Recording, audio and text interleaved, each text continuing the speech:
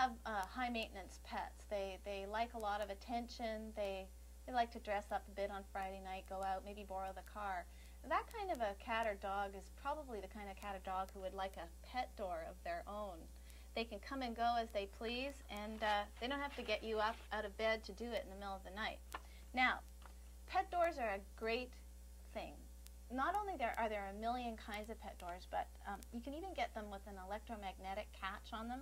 So the cat or dog wears a magnet around its neck, and then when it gets close to the door, you hear this little catch trip, and it means that they can go in or out of the door. This is good if you live in the country, because a door like this that has free access in and out will be accessible by raccoons and skunks too, which you don't necessarily want in your kitchen. Although I've seen some pretty good parties between skunks, raccoons, and cats in the kitchen. You know, you let them have their fun once in a while, but if you really have trouble with that over and over again, you'll want the electromagnetic door. This, however, comes with the standard mechanical door. It slides in, and you can lock these babies so that nobody gets in or out, especially if, like, your cat is grounded for eating way too much pizza and making a big mess. Okay, so let me tell you, there are a couple of ways to install a cat door. You can put one in a wall. That's hard. You can put one in a door. That's easy. You'll put one in an exterior door, a solid door, and you need a couple of tools to do it. Now, this is a fine tool. It's a chick tool. I like this tool. This is a power tool with a lot of oomph. It's a jigsaw. It's just like using electric scissors. You just cut all kinds of neat patterns in wood. It's like sewing, really. It's like a sewing tool. It's like scissors, only wood, of course, is a bit thicker than cloth, which it should be, because after all, it's a door. This is an electric drill. We'll be using this today with this big honkin' drill bit in it. It's going to feel good. And we also have the ear protective devices for when we're installing big, loud, noisy bits. Got to wear these. And I'll find some other good stuff to show you a bit later on, but that's the overview for right now. So let's get started. So the instructions say that the door should be no lower to the ground than 3 inches. So we got to measure up from there. But let's find the center of the door first so that we know that we're putting the thing right darn in the center. 32-inch door. So there's my 16 inches right there. And that's right in the center of this panel. Sometimes the panels are a little bit off center, so it's good to measure, even though you think you can eyeball it perfectly. So now I'm going to take this door apart.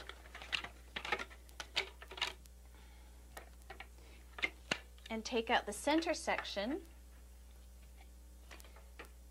This is the actual size of the rough opening that we need. We need to actually trace this baby on the door and get the rough opening size. And where did I put my center mark? Is there? So I can pretty much eyeball this with the way the door is. I can see how to center it properly, but just to make sure that I don't throw the little creature off, I'm going to make sure that this is level too. So I put a little level on top, and I'm just going to tilt this so that it goes into the door just right. Then I'm going to, oh, so I moved it. This is something to check. If you level everything and then you move the thing, it's not level anymore. There, that's good.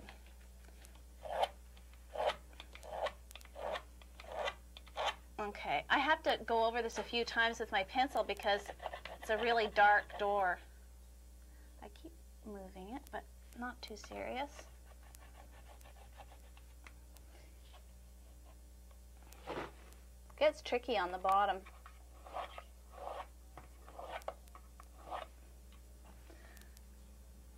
Okay, that's coming out. You know, if you have a really dark door, you might consider using a piece of white chalk or something for this section, because I'm going to have trouble seeing this, but I have another idea up my sleeve which is going to save me.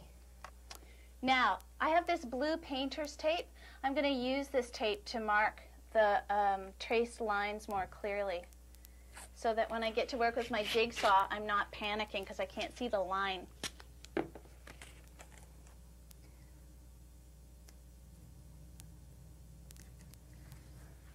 Now, I'm putting this tape on outside the mark, and then I'm going to use my jigsaw to cut this whole block of wood out. Just to make sure that I didn't, that my pencil didn't wander off track, I'm going to check this in a minute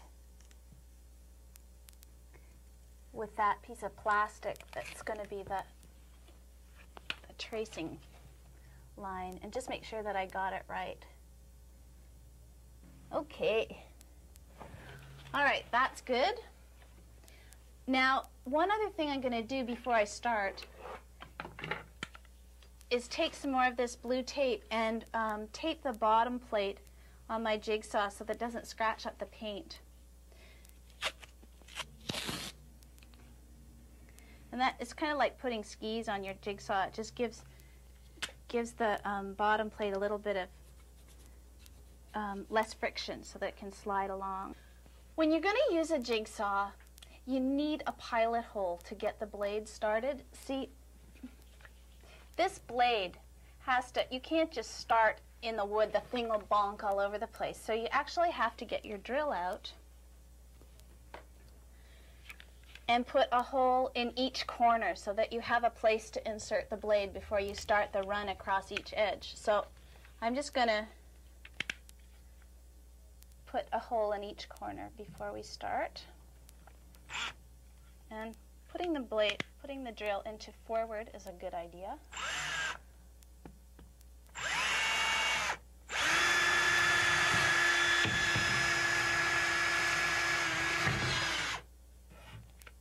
Wedging your door appropriately is a good idea too.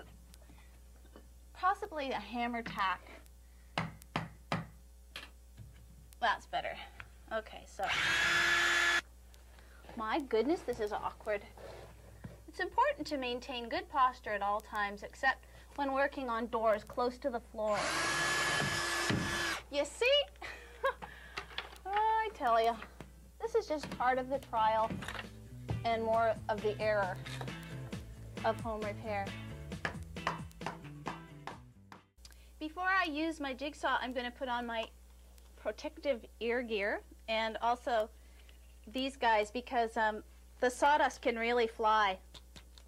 Mind you, figuring out what order to put these on in is always a challenge.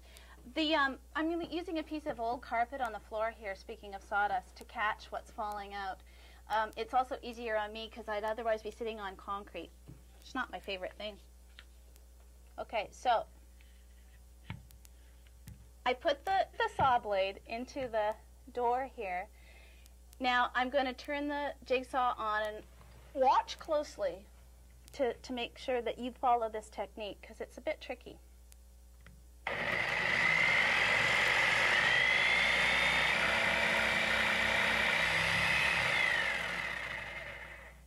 I'm just going to pull the blade out and check my line. It's gorgeous. So what I'm doing is I'm putting the blade in and I'm just pushing the saw along at the speed at which the blade is cutting. You don't want to force it.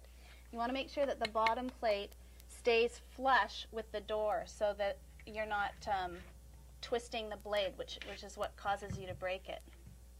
So to find my place again, I'm going to start back in the pilot hole.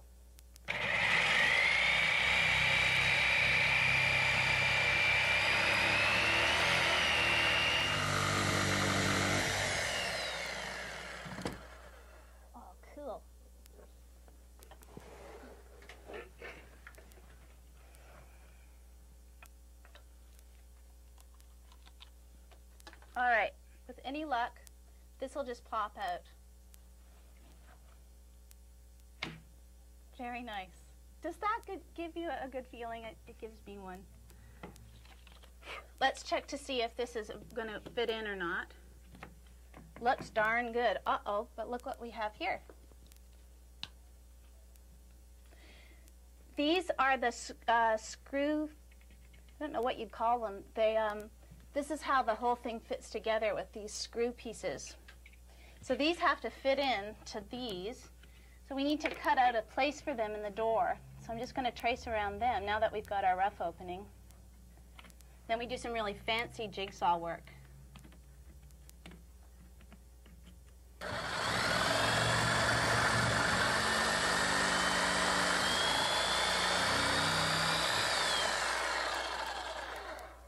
That's across it.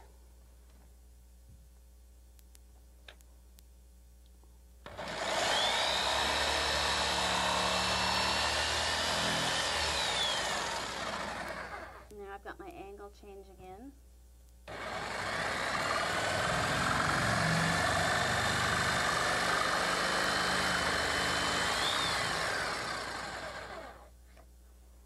Great.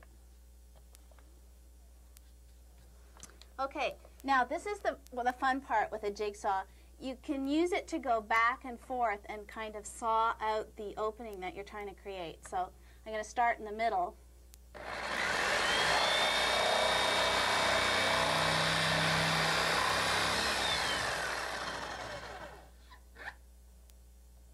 And I'm going to do another slice a little bit higher up than that.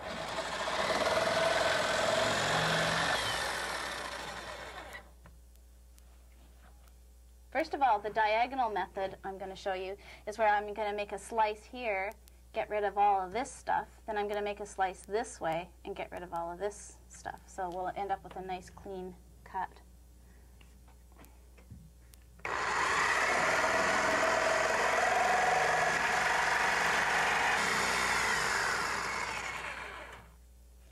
There's one. And now I have an easier way to get in. I'm going to have to stand upside down again.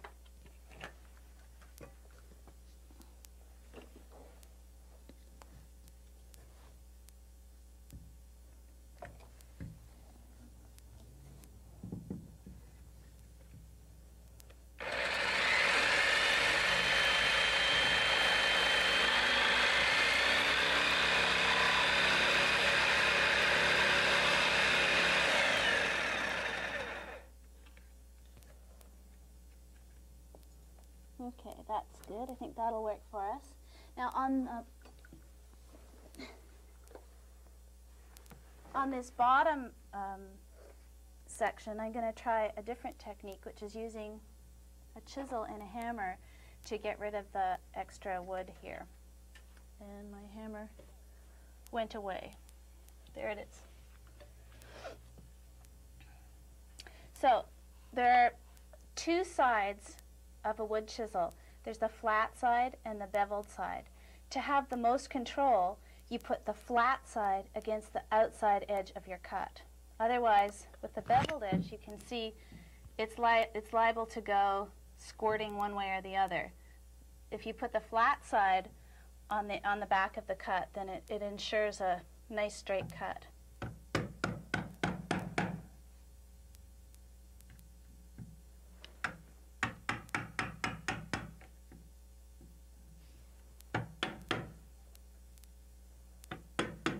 This isn't nearly as exact a method, but it does work.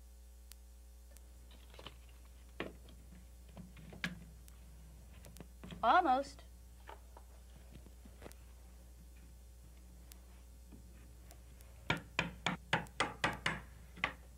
Grunting explosively often helps.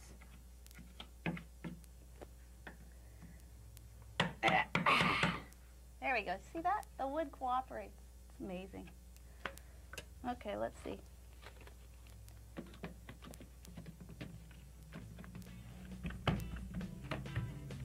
Looks pretty good. Okay. I've got the back of the door on the other side, and I'm just going to screw this one in place now. We're almost done. First I have to...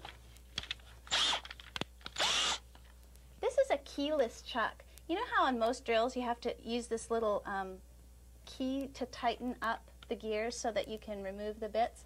This is a keyless one, so all you have to do is grab that little rubber grip and spin her. It's a lot faster and way more fun.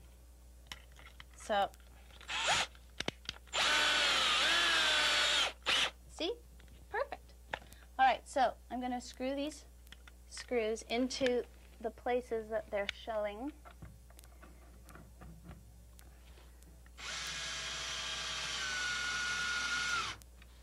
This is also a variable speed drill, so I can go really slow if I want to, which is good when you're putting screws into plastic, because it's easy to get the screw too tight and then you split the plastic, which you just don't want to do to your nice pet door.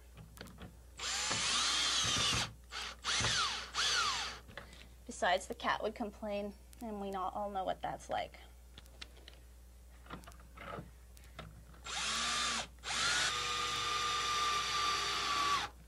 Now, if you're nervous about, if you don't have a variable speed drill and you're a little bit nervous about just going and then splitting the plastic, it's a good idea to just use a little hand screwdriver to hand tighten these screws. There we go, isn't that nice? Your cat will be so thrilled. And then this is the skunk and raccoon protective device, which you slide in. Simply slide, whenever they say simply slide the door into place, you know you've got some kind of a problem. But it's not so bad. So that is what you use if you're having trouble with skunks and raccoons at night, or as I said before, if your cat has been grounded for just being too rowdy. Okay, well, that's going to drive me crazy because it's so stiff. So let's perform the soap bar lubrication technique on the door. Always keep a bar of soap handy. There we go. Plus, it'll be fragrant for your cat. Isn't that better?